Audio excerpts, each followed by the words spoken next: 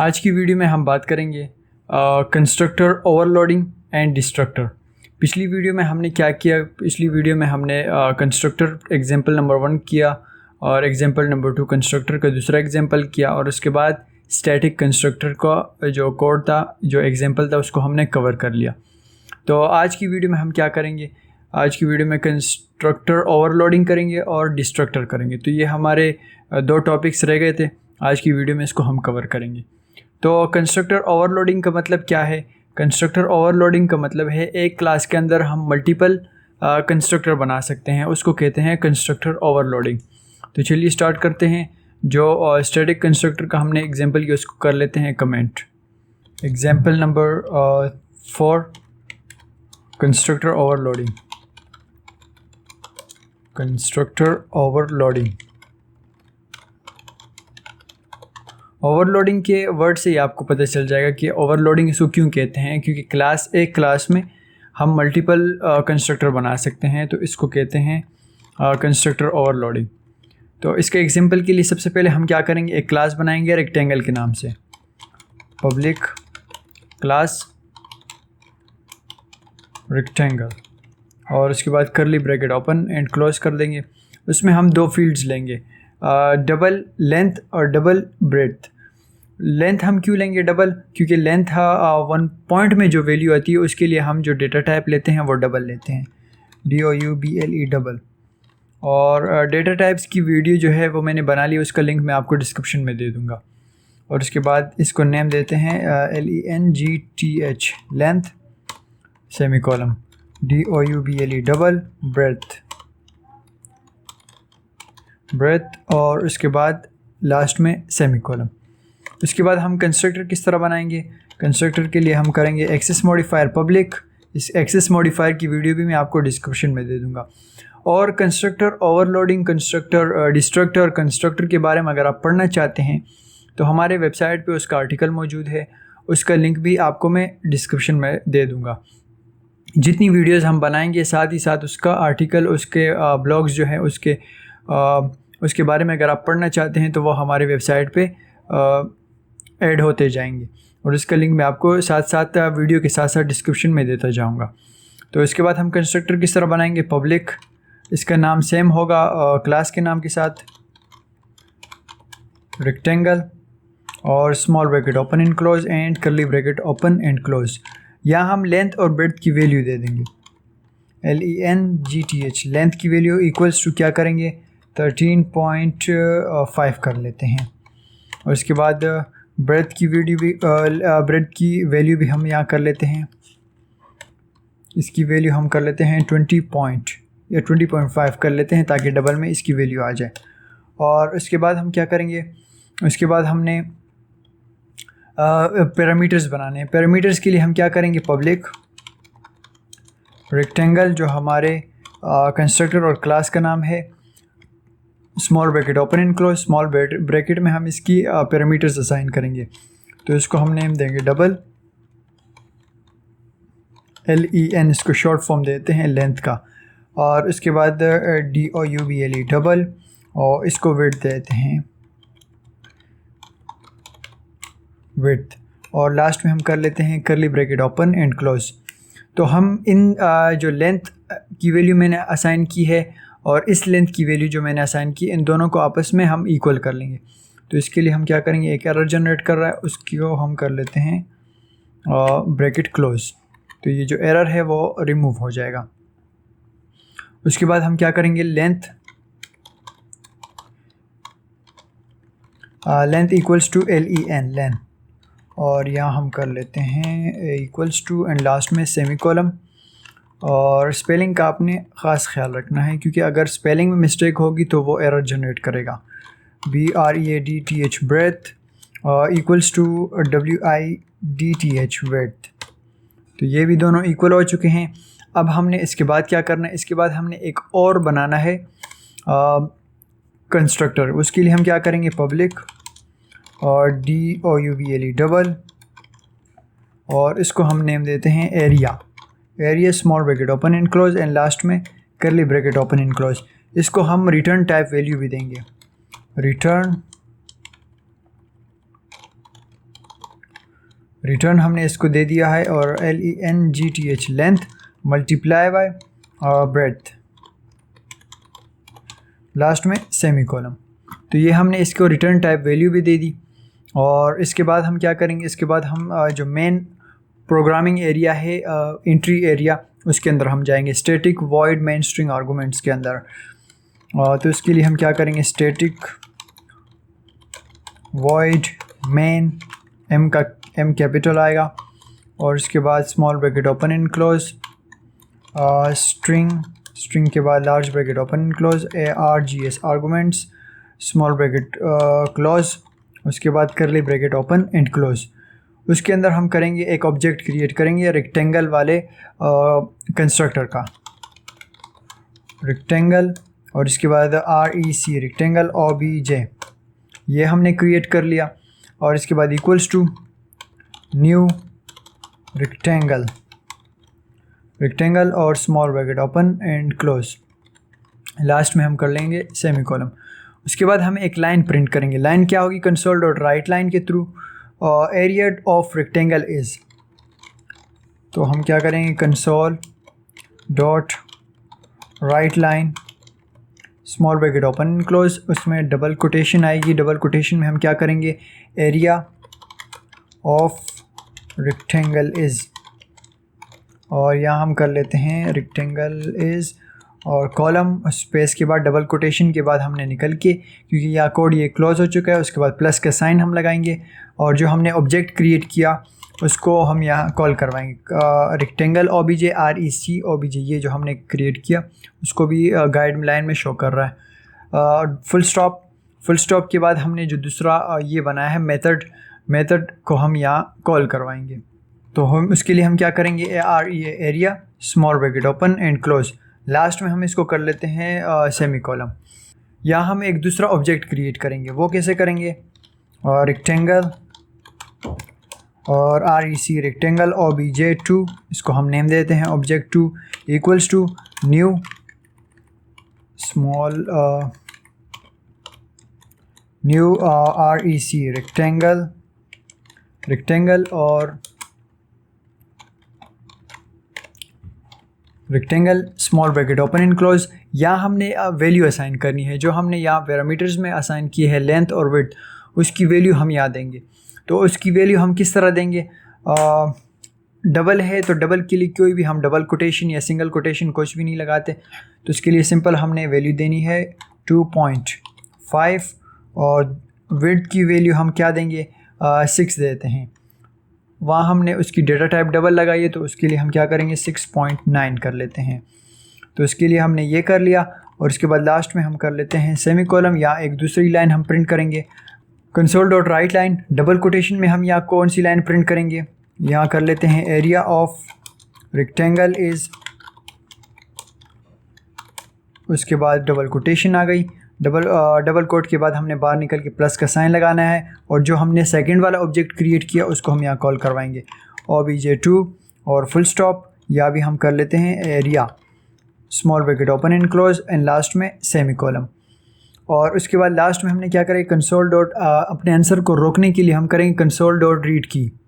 अब हमने ये क्या किया, पूरे देख लेते हैं एग्जांपल में हमने क्या किया। तो कंस्ट्रक्टर ओवरलोडिंग का मतलब है कि एक क्लास के अंदर हम मल्टीपल कंस्ट्रक्टर बना सकते हैं। तो इसके लिए हमने सबसे पहले एक क्लास बनाया, क्लास रेक्टेंगल के नाम से, उसमें 2 फील्ड्स ली, डबल और डबल दोनों, एक लेंथ एक ब्रेड्थ। और उसके बाद हमने कंस्ट्रक्टर बनाया, लेंथ की वैल्यू हमने 13.5 ली, ब्रेड्थ की वैल्यू 20.5 ली। और उसके बाद हमने क्या किया, पैरामीटर्स बनाए, डबल लेंथ और उसको नेम दिया LEN, डबल वेट, और लेंथ को हमने इक्वल किया लेंथ के और ब्रेड्थ को इक्वल किया वेट के। उसके बाद हमने मेथड बनाया, रिटर्न टाइप उसको वैल्यू दूँ कि लेंथ की जो वैल्यू है वो मल्टीप्लाई हो जाए ब्रेड्थ के साथ।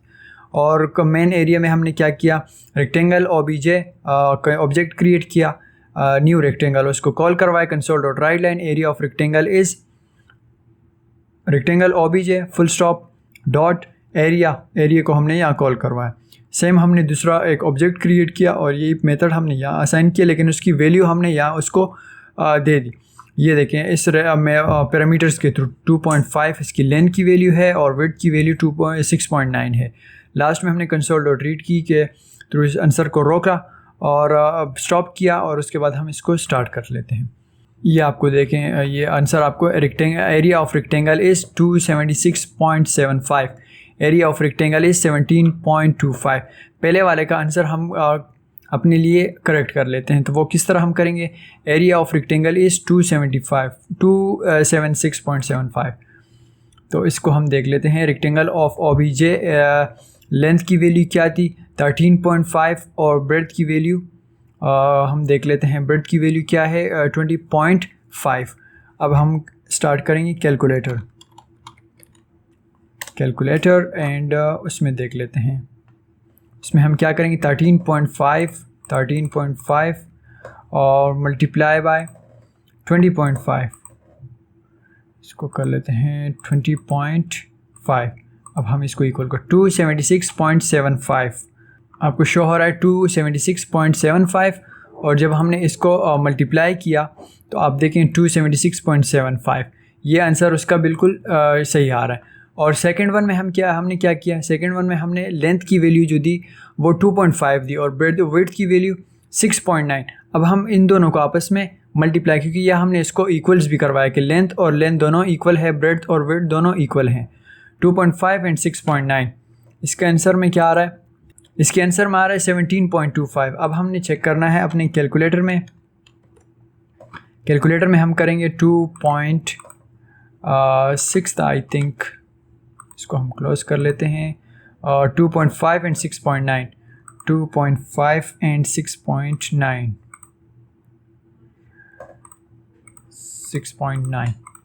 17.25। आंसर बिल्कुल ठीक आ रहा है।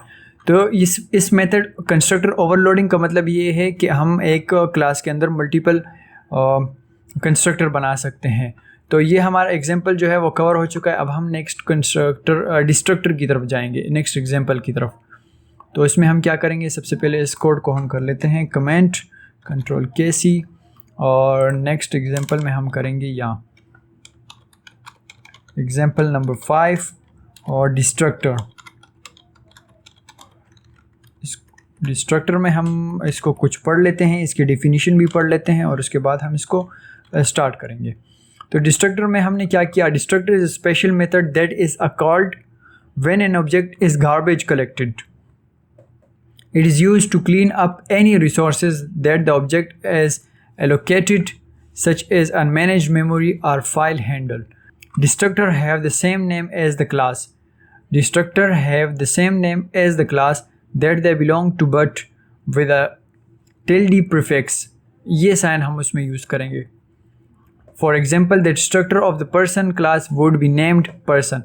अगर क्लास का नाम person होगा तो हम डिस्ट्रक्टर का नाम भी पर्सन ही यूज़ करेंगे, जिस तरह हम कंस्ट्रक्टर में यूज़ करते हैं। लेकिन उसमें हम क्या करेंगे? उसमें ये जो साइन है टिल्डी का, उसमें हम ये साइन जो है वो यूज़ करेंगे। तो ये उसमें कुछ पॉइंट्स भी लिखे हैं। पॉइंट्स क्या हैं कि destructor can not have any parameters और एक्सेस मॉडिफायर। डिस्ट्रक्टर में पैरामीटर्स नहीं होते और एक्सेस मॉडिफायर भी उसमें नहीं होते, उसको एक्सेस नहीं कर सकते। They are also called automatically, उसको आप ऑटोमेटिक कॉल करवा सकते हैं। तो अब जाएंगे हम इसमें अपने कोड की तरफ और इसका एक एग्जांपल कर लेते हैं।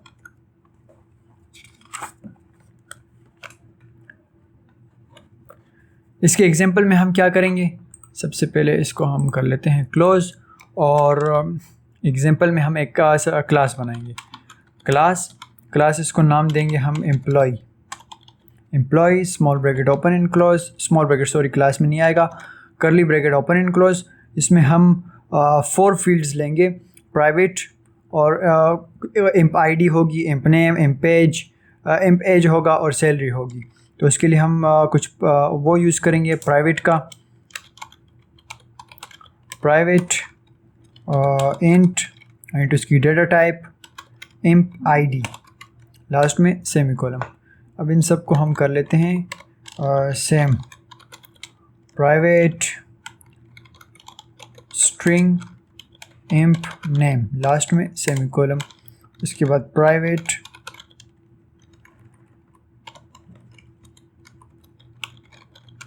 इंट एम्प एज, लास्ट में सेमीकोलन। प्राइवेट के बाद DOU डबल हम डेटा टाइप लेंगे और उसके बाद सैलरी क्योंकि डबल में आएगी तो इसलिए हम इसको डबल में करना चाह रहे हैं। तो इसके बाद हम क्या करेंगे, इसमें हम एक वो यूज़ करेंगे, कुछ पैरामीटर्स हम उसमें असाइन करेंगे। एम्प्लॉय के बाद हमने सिंगल कोट ली और उसके बाद हमने इंट यूज़ करेंगे, इंट में आईडी, और इसके बाद स्ट्रिंग में हम इसको नेम दे देते हैं, और कॉमा के बाद इंट एज, और इसके बाद डबल में हम सैलरी देते हैं, सैलरी लास्ट में सेमी स्मॉल ब्रैकेट क्लोज हो चुका है। अब हमने इसके अंदर करना है curly bracket open and close. अब हम इसमें क्या करेंगे, इन दोनों को जो हमने क्लास के अंदर फील्ड्स ली और जो हमने यहाँ फील्ड्स ली पैरामीटर्स के अंदर, उन दोनों को हम आपस में इक्वल करेंगे।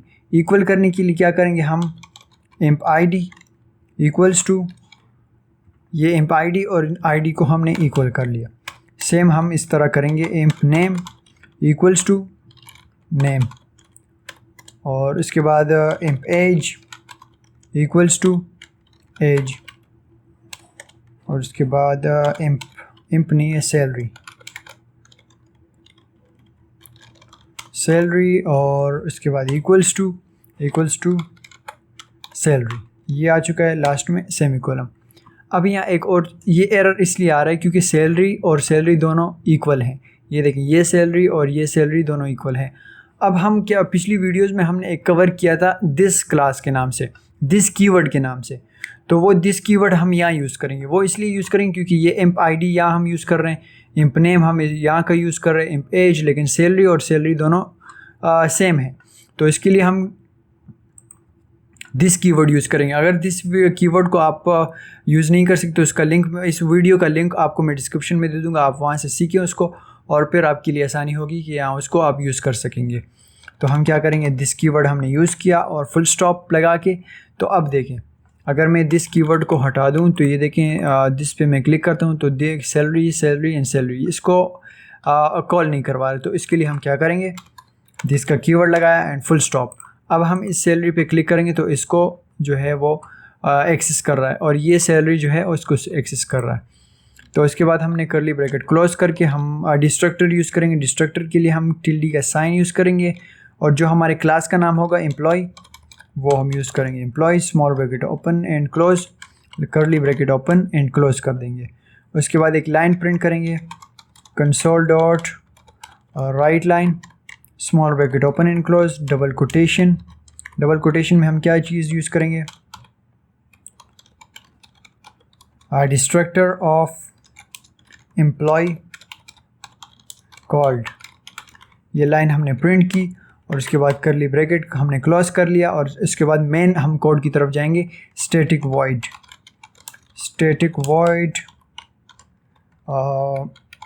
Main, small bracket open and close, string, large bracket open and close, and उसके बाद args arguments and curly bracket open and close. उसके बाद हम क्या करेंगे, एम्प्लॉय और ऑब्जेक्ट क्रिएट करेंगे imp obj and equals to new employ, और इसके अंदर हम वैल्यूज़ देंगे। वैल्यूज़ हम किस तरह के, स्मॉल ब्रैकेट हमने ओपन किया, क्लोज कर दिया, और इसके बाद फर्स्ट वन जो आईडी है, आईडी को हम इंट हमने असाइन किया, तो इंट के लिए हम कोई नंबर नहीं देंगे, आईडी नंबर 1। एंड सेकंड जो हमारे पास है, सेकंड स्ट्रिंग है, तो स्ट्रिंग के लिए हम डबल कोटेशन लेंगे, और नेम हम देंगे इसको JOHN जॉन, और कॉमा लगा के। उसके बाद एज भी इंट में है, तो इंट हम इसको देते हैं 25 उसकी एज होगी। डबल में सैलरी हम असाइन कर सकते हैं, लेकिन हम कर लेते हैं सैलरी उसकी कर लेते हैं 1000.00। तो ये हमने उसकी सैलरी असाइन की डबल में। और उसके बाद हमने क्या किया, उसके बाद हमने एक और लाइन प्रिंट की कंसोल डॉट राइट लाइन के through, console dot write line, small bracket open and close, last में सेमी कॉलम, और उसके अंदर हम डबल कोट में एक लाइन प्रिंट करेंगे, एम्प्लॉय आईडी के बाद हम इसको कर लेते हैं और कॉलम, और उसके बाद हम यहाँ कर लेते हैं प्लस के साइन के बाद imp obj जो हमने ऑब्जेक्ट क्रिएट किया उसको हम कॉल करवाएंगे, फुल स्टॉप के बाद imp id उसको हमने यहाँ कॉल करवाया। अब हम देखते हैं इसका आंसर किस तरह आता है। लास्ट में हम एक और चीज़ करेंगे, कंसोल डॉट रीड की और इसके बाद small bracket open and close, last में हम कर लेते हैं इसको सेमीकोलन।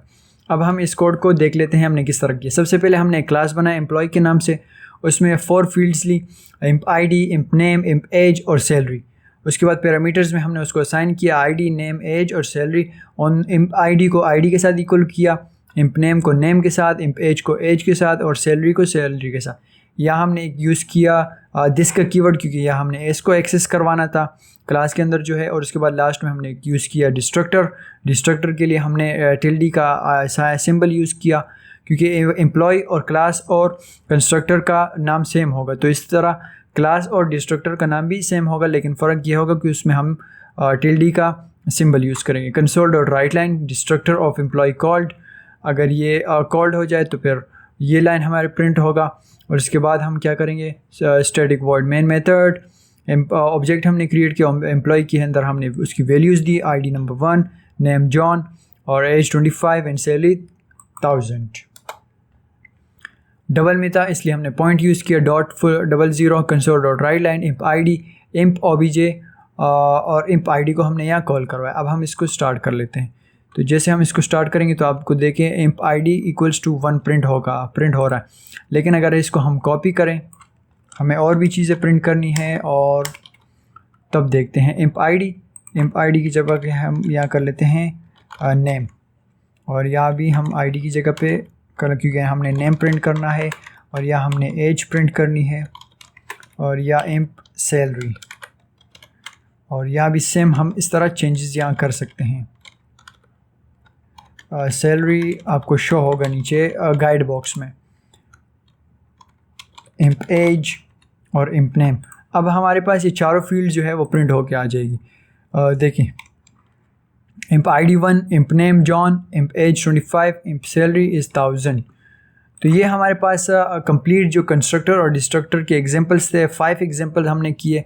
नंबर 1 पे हमने कौन सा एग्जांपल किया, मैं आपको टॉप से ओवरव्यू कर लेता हूँ। एग्जांपल 1 नंबर 1 कंस्ट्रक्टर हमने एग्जांपल किया, नंबर 2 एग्जांपल कंस्ट्रक्टर का हमने दूसरा एग्जांपल किया, और उसके बाद एग्जांपल नंबर 3 स्टैटिक कंस्ट्रक्टर का एग्जांपल किया, और एग्जांपल नंबर 4 कंस्ट्रक्टर ओवरलोडिंग हमने आज की वीडियो में की, और उसके बाद हमने एग्जांपल नंबर 5 डिस्ट्रक्टर भी हमने कवर कर लिया। तो उम्मीद है कि आपको समझ में आ गया होगा कंस्ट्रक्टर और डिस्ट्रक्टर। तो अगर आपने अभी तक हमारे चैनल को सब्सक्राइब नहीं किया तो चैनल को सब्सक्राइब करें और बेल का आइकन लाजमी आप प्रेस करें, और वीडियोज़ को आप लाइक भी लाजमी कीजिएगा। तो मिलते हैं नेक्स्ट वीडियो में। अल्लाह हाफ़िज़।